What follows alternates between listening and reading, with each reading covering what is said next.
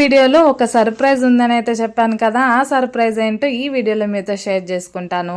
ఇక మేమైతే హాస్పిటల్ దగ్గరకు వచ్చేసాము. రావడమే మా బాబుకు కట్టు మొత్తం విప్పేసి ఇంకా సోప్ వేసి మంచిగా క్లీన్ చేసి ప్రజెంట్ ఇప్పుడు రెండో కట్టికి ఏదైనా కుదురుబాటు ఉందా లేదా అని ఇక్కడ మా బాబుని అడిగి తెలుసుకుంటున్నారు.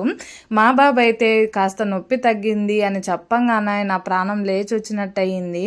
ఇక ఫస్ట్ టైం ఇలా బెంచ్ పైన పండబెట్టి కట్టు కట్టేటప్పుడు హాస్పిటల్ అంతా ఒకటి చేసేసాడు. చాలా ఏడ్చాడు. ఇప్పుడైతే ఏమి ఏడవకుండా మంచిగా కట్ అయితే కట్టించుకున్నాడు.